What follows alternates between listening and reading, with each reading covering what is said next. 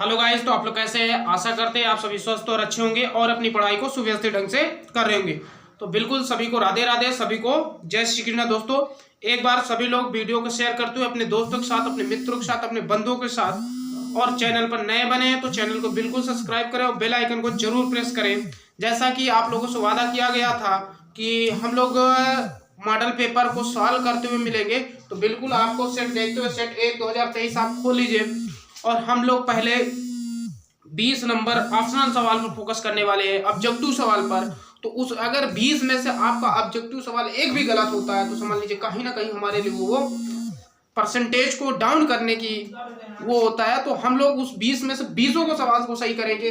तो बस आप लोग हमारे साथ चैनल में जरूर जुड़े और इस वीडियो से अपने परसेंटेज को इम्प्रूव करें। गणित में 100 में 100 लाने की गारंटी लें और मेहनत के साथ लाएंगे बिल्कुल। तो चलिए, जैसा कि सवाल आपके सामने पहला लिखा हुआ है, ऑप्शन में नहीं दे रहा हूं, बाकी ये ऑप्शनल सवाल सारे हैं। आप लोग सेट नंबर 1 2023 खोल लीजिए, बिल्कुल उसमें मिल जाएगा आपको। क्या कह रहा है, किन्हीं दो धनात्मक पूर्णांक ए और बी के लिए क्या होगा। तो बिल्कुल इसका ऑप्शन ये होगा गाइस कि हम लोगों ने पढ़ा है कि किन्हीं दो धनात्मक पूर्णांक ए और बी के लिए, ए और बी के लिए।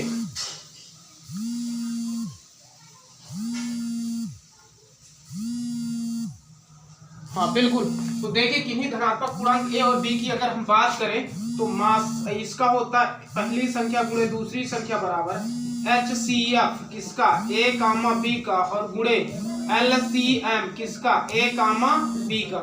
हाँ बिल्कुल, हमारी टेक्निकल टीम बताएगी क्या यहाँ तक ये दिख रहा है। हाँ बिल्कुल, एक बार सभी लोग कमेंट करेंगे, एक बार सभी लोग कमेंट करेंगे बिल्कुल। चलिए ओके, तो ये होगा पहली संख्या गुणे दूसरी संख्या बराबर पहली संख्या, इनका मासा और इनका लासा के गुणनफल क्या होगा, बराबर होगा। तो बिल्कुल ये इसका आंसर रहने वाला है ना। एक शून्येतर परिमेय संख्या एवं अपरिमेय संख्या का भागफल क्या होगा। ठीक है, एक कोई शून्येतर परिमेय संख्या है और एक अपरिमेय। शून्येतर का मतलब गाइस ये होता है शून्य को छोड़कर, ठीक है।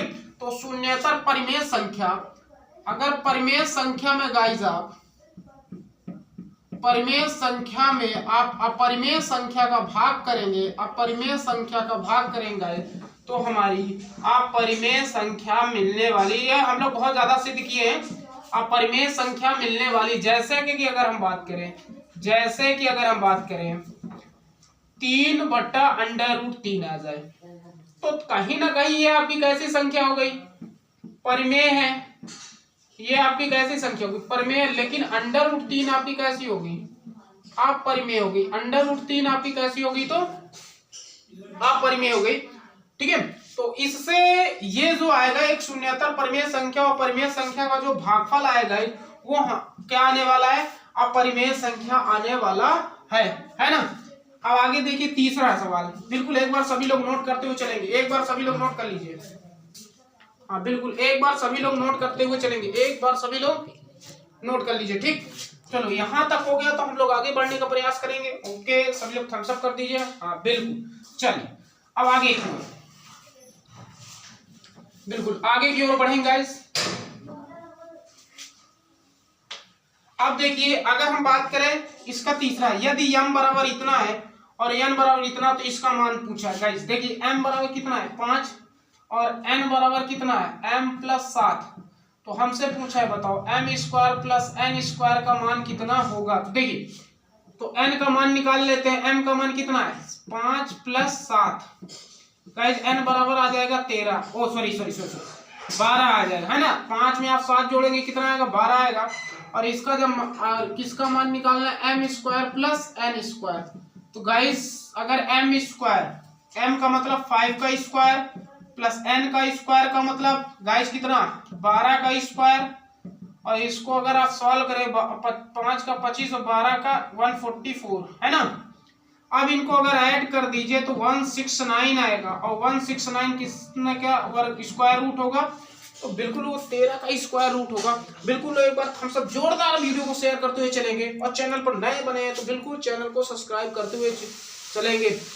रख हौसला, वो मंजर भी आएगा, प्यासे के पास चलकर समंदर भी आएगा, मत थक कर बैठ मंजिल के मुसाफिर, मंजिल में मिलेगा, मंजिल मिलने का मजा भी आएगा। बिल्कुल इसी तरह आप हमारे साथ चैनल पर जुड़े रहे और कहीं ना कहीं आपको 70 में 70 एकदम गारंटी के साथ है। अगर आप पूरी क्लास को देखते चलेंगे तो 70 में 70 आपका 100% आने वाला है। बिल्कुल बिल्कुल एक बार सभी लोग चैनल को सब्सक्राइब करते हुए बताएंगे कि ये आपको समझ में आ रहा है कि नहीं। बिल्कुल चलिए ओके, अगर ये हो गया तो गाइस आगे की ओर हम लोग बढ़ सकते हैं। बिल्कुल चलिए अब अगले क्वेश्चन की बात करेंगे गाइस। हाँ ओके, चलिए अगले क्वेश्चन की अगर हम बात करें, किसी परिमेय संख्या के समतुल्य कितनी परिमेय संख्या पाई जा सकती है?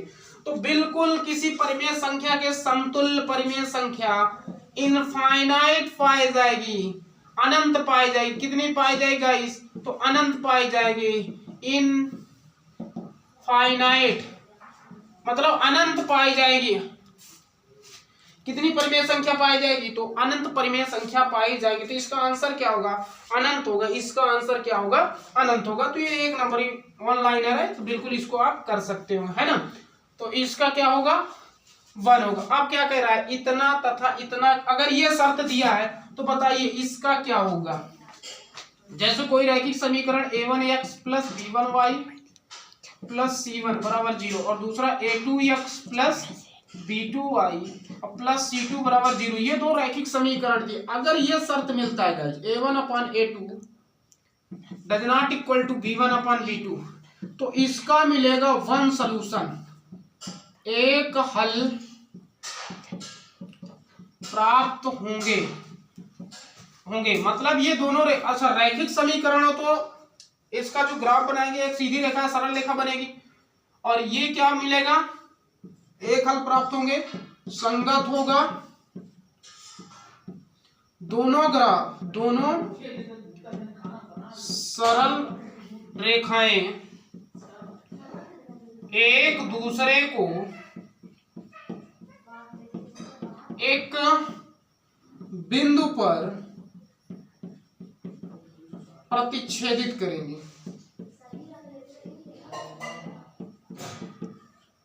ठीक है, मतलब ये दोनों रेखाएं एक दूसरे को विरोधित करेंगी। विरोधित का मतलब होता है इंटरसेक्ट करेंगी, है ना। चलिए अब दूसरे शर्त की अगर हम बात करें कि a1/a2 इक्वल टू b1/b2 और does not equal to c1/c2, इस तरह अगर शर्त आ जाए तो समझ लीजिए इसका कोई हल